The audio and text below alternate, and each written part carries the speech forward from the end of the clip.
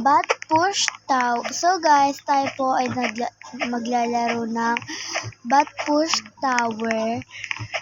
So pagtatapos natin to, pwede ko sasayawin, pag nalaglag ako ng konti, mamaya, sasayawin natin yung fire burning. Alam niyo ba yun guys, yung fire burning? So, antayin nyo na lang ito. Tapos, pag panalo ako, hindi ko sasayawin yun guys. So, antayin nyo na lang, baka malaglag ako. So, antayin nyo lang. Yun nga, malay nyo kasi malaglag po tayo. Sana hindi tayo malaglag para hindi natin masayaw yung fire burning. Alam niyo, sa totoo lang, mahirap po yun guys, sayawin. Kung ad-friend niyo ako sa TikTok, kung hindi niyo ako ad-friend, hindi ang gagawin din eh. Kahit alam niyo ba, ayun.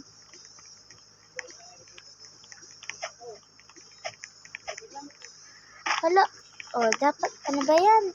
Nalaglag tayo ng isa. So, pag nakatatlong laglag na lang tayo guys. So, pag last na to, ay promise talaga to. Last na, sana hindi na ako malaglag. Malaglag pa ako. Hindi na ako nalaglag guys, kasi may nag-ano sa akin. Okay na ako rin kanina eh. Hindi na ako nalaglag eh.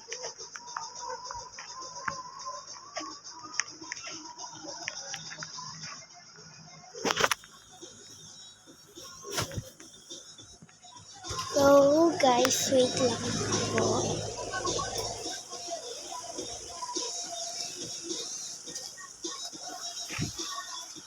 So, oh my god. Meron na pala rin guys. Kala ko yung wala. Oh my god. Thank you naman. Madali lang naman to.